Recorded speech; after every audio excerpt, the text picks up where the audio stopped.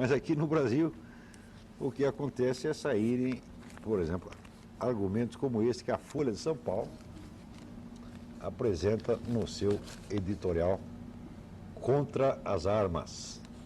Tá dando para ver aí? Isso aqui. Editorial contra as armas. Isto aqui é um primor de falta de lógica, como não se deveria admitir nem mesmo numa redação escolar. E, no entanto, sai num grande jornal e todo mundo lê e ninguém percebe. Quer dizer, eu não sei se é o que é mais grave aí. Quer dizer, o sujeito que escreve não percebeu o que ele escreveu ou as pessoas que leem também não perceberam o que estão lendo. O grande argumento aqui é que as armas, o porte, a venda de armas e o porte de armas devem ser proibidos, porque na Grande São Paulo, por exemplo, 60% dos homicídios são cometidos por pessoas sem histórico criminal e por motivos banais. Ora, o que o motivo do crime, se o motivo é banal ou relevante, tem a ver com a posse de armas ou não? E por que um crime por motivo banal, tá certo, deixaria de ser cometido se não tivesse arma de fogo? Se é por motivo banal, então por uma coisa impensada. Então você recorre a uma faca, a um porrete, ou ao seu automóvel, atropela o seu adversário, assim por dentro. Simplesmente não há relação entre uma coisa e outra. Porém, o aspecto estatístico da coisa é que é o mais aberrante. Por quê? Para você provar que as armas são a causa da criminalidade, mostrar que 60% dos homicídios, ou 50% ou 70%, são cometidos por motivos banais, mas que foram cometidos por armas legais. Quer dizer, se o porte de arma é prejudicial, então você tem que provar que X% dos homicídios foram cometidos por armas legais, por pessoas que tinham porte de arma. Agora, destes 60%, mesmo supondo que esse dado fosse verdadeiro, que 60% dos homicídios são cometidos por motivos banais, que é um dado absolutamente falso, mesmo aí seria preciso perguntar, mas quanto desses 60% foram cometidos por pessoas que tinham porte de arma? O resultado é praticamente nenhum. Na cidade do Rio de Janeiro, no ano passado, sabe quantos portes de armas foram concedidos? 2, exatamente 2. Quer dizer, se você proibir o porte de arma no Rio, no ano seguinte haverá menos 2 armas em circulação. Isso quer dizer que a quase totalidade das armas que circulam no país são armas ilegais. Tá certo? Então, quer dizer, suprimir o porte de arma, tá certo? Num país que tem, acho que é 8 milhões de armas em circulação, vai diminuir o número de armas circulantes em 2 por ano no Rio de Janeiro, talvez mais 3 em São Paulo e assim por diante. Quer dizer, a quantia é absolutamente irrisória. Mas aqui o editorialista da Folha de São Paulo diz que é muito importante simbolicamente. Quer dizer, que proibir as armas é muito importante. Quer dizer, o senhor acha mesmo que bandido, traficante vai ficar muito impressionado com essa coisa simbólica? Isto é raciocínio mágico. Isto é uma total empulhação. Né? Mas o raciocínio fica mais bonito ainda quando ele tenta refutar o argumento segundo o qual a proibição das armas seria uma limitação ao direito de autodefesa. Ele diz que não é de maneira alguma, porque está entre as atribuições do Estado definir regras para o exercício de certas atividades. Ninguém tem o seu direito de ir e vir ameaçado pelo fato de não poder dirigir um carro sem possuir habilitação. Ora, a habilitação corresponde exatamente ao que seria o porte de arma. Então, este raciocínio prova que a necessidade do porte de arma não limita o direito de autodefesa, mas isso não prova de maneira alguma que a proibição da própria arma não limita esse direito. Quer dizer, isso é um raciocínio que é inaceitável numa criança de 10 anos. Se o sujeito fizer uma redação desta, tá certo? Tem que ter 0. Agora, isso eu estou falando apenas da lógica da argumentação, sem entrar ainda na matéria, no assunto. Entrando no assunto, eu vou fazer uma pergunta aqui ao diretor da editora da Folha de São Paulo, o Otávio Frias Filho, que é uma pessoa com quem eu me dou muito bem, que eu respeito muito, e cujo esforço para fazer um jornal melhor eu realmente aprecio, porque a Folha, anos atrás, era muito ruim, e o Frias tem transformado realmente num jornal de qualidade incomparável. Aprecio tudo isso. No entanto, a pergunta é o seguinte: proibido o porte de arma para o cidadão comum, o senhor vai tirar as armas dos guardas que fazem a segurança da Folha de São Paulo e da sua residência? O senhor vai desarmá-los também ou não? Se o senhor prometer que os desarma, eu apoio o seu editorial. Mas o senhor não vai fazer isso. O senhor vai conservar o seu exército armado. E o senhor sabe perfeitamente que, a partir daí, o senhor está, quer dizer, com o veto às armas para os cidadãos comuns, o senhor está dividindo os cidadãos em duas classes. Existem as classes dos que têm dinheiro para pagar um exército e existe a classe daqueles que não podem nem comprar um revólver calibre 22 para defender a vida de seus familiares. E o senhor, naturalmente, já pertence à primeira dessas classes e sabe que vai aí oficializar a situação. Mais ainda, o senhor sabe que é isso que vai acontecer e é exatamente isso que o senhor quer que aconteça. O senhor não está enganado, tá certo? O senhor não é uma pessoa iludida, o senhor não é um bobo.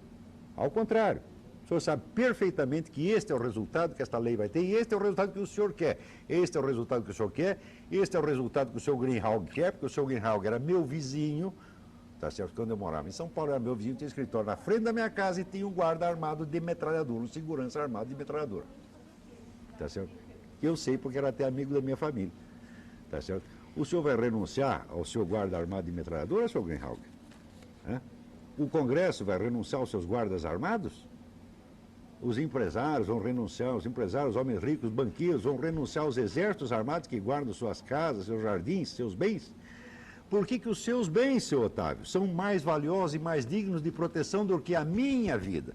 Se o senhor mesmo, neste mesmo editorial, o senhor reconhece que o Estado não tem sido capaz, aqui, note bem, tal decisão não vai, como já se disse, impedir que traficantes e outros representantes do crime organizado consigam o armamento leve ou pesado que se utilizam. Claro, porque compram no contrabando. Para isso seriam necessárias outras medidas que o poder público tem falhado em adotar. Ou seja, se o poder público reconhece que não tem a capacidade de me proteger, que direito ele tem de proibir que eu me proteja a mim mesmo? Se eu, no mesmo tempo ele está concedendo esse direito ao senhor, aos outros donos de jornal, aos banqueiros todos, aos deputados, senadores e a todos os ricos. Que sentido tem isso? Esta é a mais odiosa e criminosa discriminação que já se fez na história da humanidade. Uns têm o direito à proteção armada, outros não. A vida de uns é sacrossanta e será defendida por todos os meios possíveis, porque eles terão a proteção do Estado. Tá certo? O senhor não vai me dizer que se a Folha de São Paulo for assaltada, a polícia não vai estar aí em 2 minutos. Mas se eu for assaltar uma vez, vai levar 1h30, 2 horas, 3 horas. Que se eu não estivesse armado naquele dia, antigamente eu tinha arma, hoje não tenho mais. Né? Eu perdi. Eu tinha, isso foi 15 anos atrás, eu tinha armado. Entrou 4 vagabundos em casa, armados. O que eu ia fazer? Bater em 4? Sabe que eu sou o quê? Né? O Sylvester Stallone? O Mike Tyson ia sair na porrada com 4 horas, meu amigo. Não tenho capacidade para isso. Então eu fiz o que podia, eu dei uns tiros, os caras foram embora, saíram correndo. Tá certo? Senão não estaria conversando aqui. Hoje, se entrar ladrões na Folha de São Paulo, a polícia irá correndo, porque é uma instituição importante, e além disso, já tem os seus próprios seguranças armados defendendo o seu patrimônio e a sua vida. Agora, se entrar na minha casa, a polícia vai levar 3 horas, 4 horas e meia, tá certo? Quando chegar lá, encontrar o meu cadáver, mas isso não tem a menor importância, né, seu Frias? O que importa é o seu patrimônio. É o seu, é o do seu Setúbal, é o do seu Zermiro, todos esses terão guardas armados. Então, meu amigo ouvinte, você, o telespectador, se você tem dinheiro, você compra um exército. Se você não tem, morra. Porque o Estado, que admite não poder protegê-lo, proíbe que você mesmo faça e ainda diz que isto de fato não vai diminuir a criminalidade, mas tem uma importância simbólica. Sabe qual é a importância simbólica? A importância simbólica é encobrir de um halo de boas intenções esta discriminação criminosa a que todos nós seremos submetidos, porque nós ficaremos na classe dos desarmados, enquanto os defensores do desarmamento vão ficar na classe armada. Todos eles, os donos de jornal, todos vão fazer isto, toda esta gente. Os deputados todos, os senadores todos, os homens ricos todos, porque até hoje eu não vi um rico contra a campanha do desarmamento. Todos eles são a favor do desarmamento, porque sabem que é desarmamento dos outros. Vocês são os hipócritas, mentirosos. A sua má intenção, no caso, chega a ser criminosa. Vocês querem, não é que vocês querem o desarmamento, vocês querem o monopólio do direito de autodefesa. Este é o monopólio para vocês. Vocês querem tirar o nosso, mas conservar o seu. Bom, então, já que você falou do desarmamento aí, o Adailton das Mercês bairro Mercedes, ele diz: concordo com o jornalista e acrescento que o Estatuto do Armamento é válvula utilizada pelos regimes totalitários que desarmam a população civil. Claro, então você vai criar Estatuto... assim, a classe dos privilegiados. Quem são os privilegiados? São os funcionários do Estado, os donos do Estado e aqueles 5 ou 6 grupos econômicos que são associados ao Estado, que vivem do Estado. Tá certo? Quer dizer, o Estado e sua clientela, exatamente como foi na Alemanha nazista, como foi na Itália de Mussolini e como foi na União Soviética. A União Soviética sempre teve grupos econômicos poderosos que viviam daquilo. Isso é que é o comunismo realmente, meu Deus do céu. Você está entendendo? O nosso comunismo não vai ser melhor do que foi na União Soviética ou do que foi em qualquer outro país socialista. Nós já estamos sob ele, estamos sob o governo desta classe de privilegiados totalitários, com as suas alianças capitalistas. Capitalismo só tem liberdade para essa gente. Manir, quer comentar? Eu acho assim, eu acho que não há meios nesse momento no país de se reverter essa tendência ao desarmamento, porque a população é completamente, vamos dizer assim, hipnotizada pela ideia de que ter arma é uma coisa ruim. Houve uma manobra de relações públicas e de marketing absolutamente bem sucedida, que gerou, então, uma espécie de algeriza moral que você tem a violência, que é uma atitude e que é um estado espiritual extremamente positivo, que com as pessoas de bom senso, de boa índole têm, foi usado contra você para transformar você numa espécie de vítima inofensiva, indefesa para não só a ação do Estado, como o nosso telespectador está sugerindo, como a qualquer espécie de violência. Então, eu não acredito que seja possível reverter o quadro nesse momento, mas eu acho que há uma outra coisa que você pode fazer.